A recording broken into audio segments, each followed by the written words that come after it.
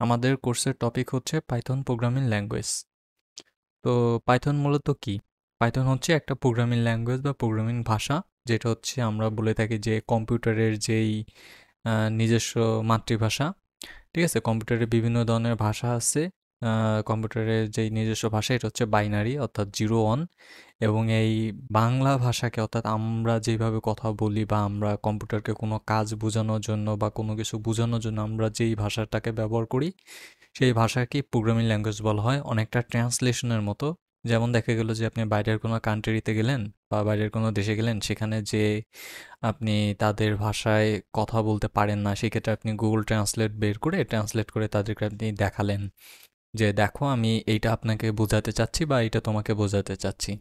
তো এই যে বোঝানোর জন্য একটা মিডিয়াম আপনি ট্রান্সলেটর ব্যবহার করছেন, এই ট্রান্সলেটরটাই কম্পিউটার এবং মানুষের মধ্যে তথ্য আদান প্রদান করার কাজে ব্যবহার করা হয়। এবং এই কম্পিউটার এবং মানুষের মধ্যে যেই ট্রান্সলেটরটা তথ্য আদান প্রদান করে থাকে, তাকে আমরা প্রোগ্রামিং ল্যাঙ্গুয়েজ বলি।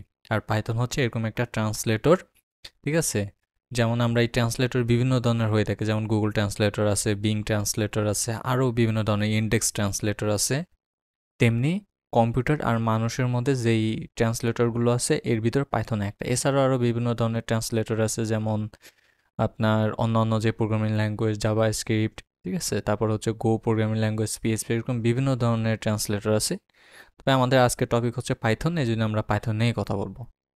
তো দেখা যাক পাইথনে আর কি কি সুবিধা আছে। তা আমরা যদি দেখি, পাইথন হচ্ছে বিশ্বের সবচেয়ে জনপ্রিয় প্রোগ্রামিং ভাষা। এখন এই বিশ্বের সবচেয়ে জনপ্রিয় প্রোগ্রামিং ভাষা কেন বললাম? কেননা আমরা জানি যে জাভাস্ক্রিপ্টের জনপ্রিয়তাও কম না, তাহলে পাইথনকে কেন জনপ্রিয় বললাম?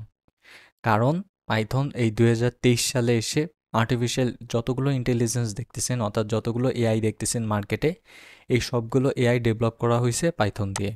তো আমি যদি আপনাদেরকে দেখাই যে 2023 সালের প্রথম ল্যাঙ্গুয়েজ হচ্ছে পাইথন। ঠিক আছে, এবং এই প্রথম ল্যাঙ্গুয়েজ পাইথন এর প্রধান কারণ হলো আর্টিফিশিয়াল ইন্টেলিজেন্স। এখন এই বিলিয়নের উপর বিভিন্ন ধরনের অ্যাপস, ঠিক আছে, বা ওয়েব অ্যাপসের ক্ষেত্রে আর্টিফিশিয়াল ইন্টেলিজেন্সের ক্ষেত্রে পাইথন ব্যবহার করা হচ্ছে।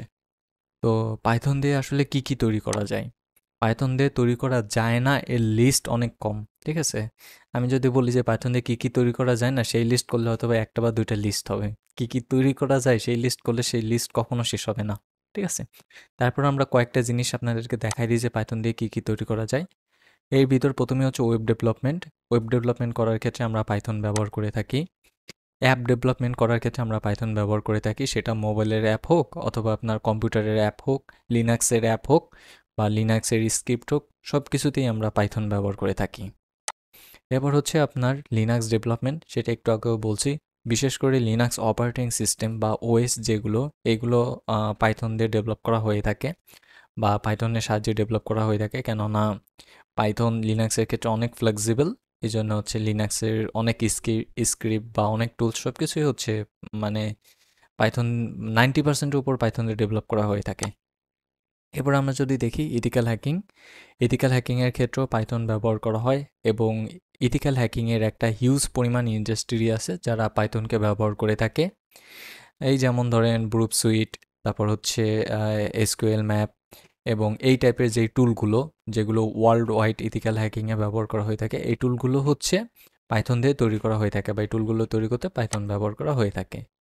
এবং সর্বশেষে আমরা একটা যেটা দেখবো সেটা হচ্ছে ডাটা অ্যানালাইসিস। বিভিন্ন ধরনের বড় বড় কোম্পানির যে ডাটাগুলো থাকে, বিলিয়ন বিলিয়ন ডাটা, সেই ডাটাগুলো অ্যানালাইসিস করতে আমরা পাইথন ব্যবহার করে থাকি। মাঝে মাঝে বিলিয়নের উপরেও ডাটা থাকে, মানে ট্রিলিয়ন। ঠিক আছে, এই টাইপের ডাটাগুলো অ্যানালাইসিস করতেও পাইথন ব্যবহার করা হয়ে থাকে। এরপর পাইথন আমরা অটোমেশনের ক্ষেত্রে ব্যবহার করে থাকি। বিভিন্ন ধরনের ওয়েব স্ক্রাপিং বা ওয়েব অটোমেশনের ক্ষেত্রে পাইথন ব্যবহার করে থাকি আমরা।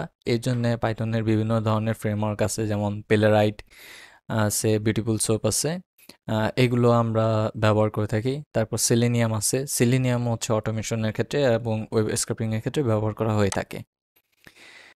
এরপর যেমনটা আমরা প্রথমেই বললাম যে আর্টিফিশিয়াল ইন্টেলিজেন্স তৈরি করা হয় পাইথন প্রোগ্রামিং ল্যাঙ্গুয়েজ দিয়ে।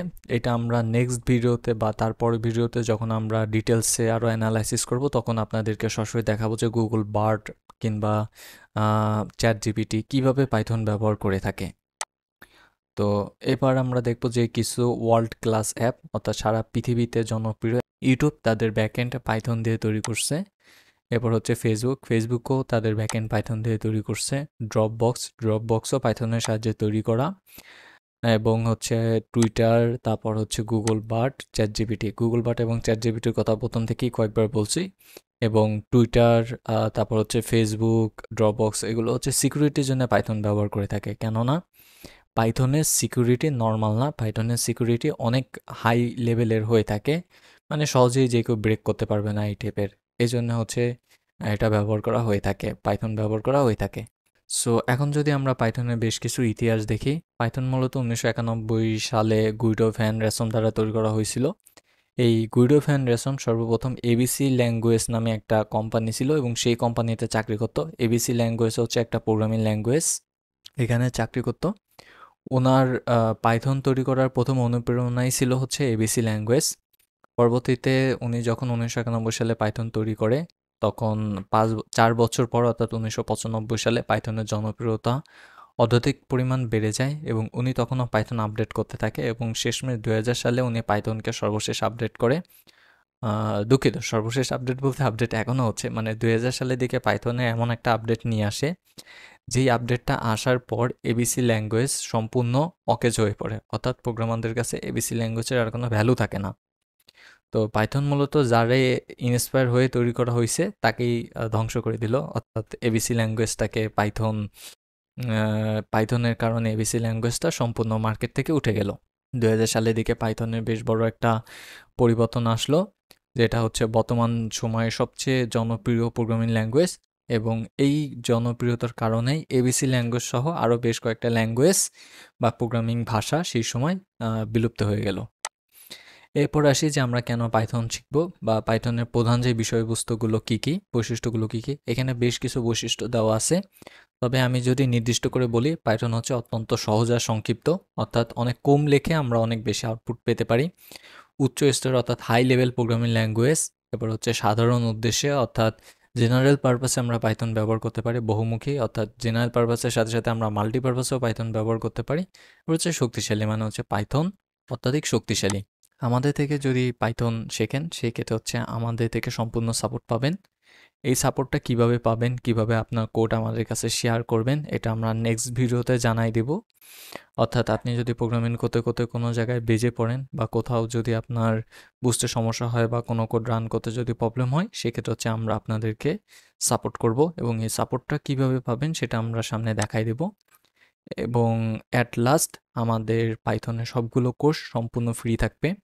শুধুমাত্র পাইথনের এই কোর প্রোগ্রামিং ল্যাঙ্গুয়েজের কোর্সটা এটাই শেষ না, এরপর জ্যাঙ্গো আসবে, আর্টিফিশিয়াল ইন্টেলিজেন্স ডেভেলপমেন্ট আসবে, ওয়েব ডেভেলপমেন্ট তো জ্যাঙ্গো এটা তো বললামই, অটোমেশনের কিছু কোর্স আসবে। এই সবগুলো কোর্স হচ্ছে আজীবন ফ্রি এবং সম্পূর্ণ সাপোর্ট পাবেন। সো এটা কিভাবে কি হবে বা না হবে সেটা আমরা পরবর্তীতে আস্তে আস্তে দেখাই দেব। সো ধন্যবাদ সবাইকে, দেখা হচ্ছে পরবর্তী ভিডিওতে।